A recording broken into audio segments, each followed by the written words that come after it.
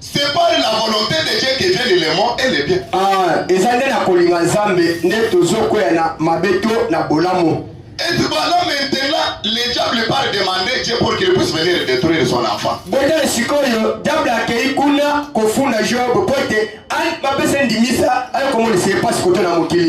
demandait la permission. Il lui demande, permettez-moi que j'aille détruire Job dans le monde. Il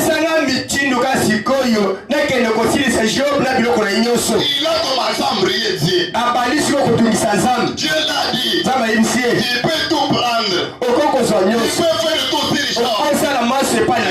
Mais jamais ôter la vie qui se trouve en lui. Maintenant, quand le diable est venu dans ce monde, il a détruit Job avec tout ce qu'il a fait. Il a détruit ses enfants.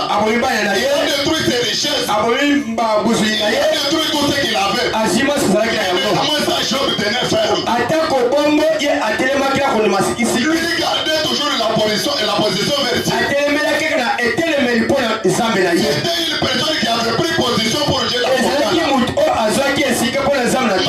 C'est tout ce qui se faisait.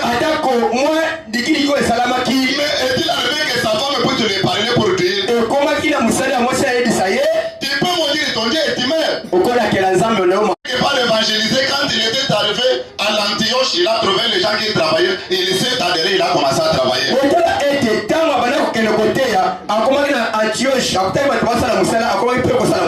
Il faisait le même travail avec eux.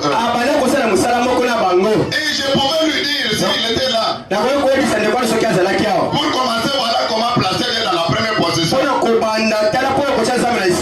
Dans cette écriture, il a frère Branham dit, comment placer Dieu dans la première position? Et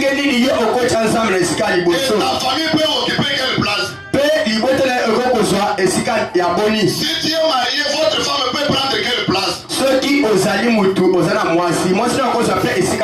Et qu'est-ce que toi tu peux considérer entre Dieu, la famille et la femme?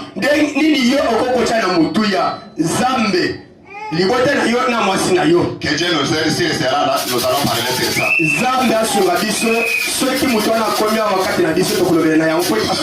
Même vous aussi, on peut vous décourager ce soir. Vous pouvez me demander comment me plaçons Dieu dans la première position.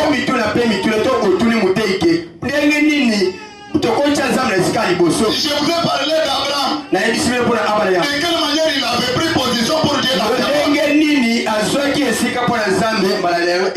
Il était une personne qui avait pris Dieu d'abord, qui avait pris position pour Dieu.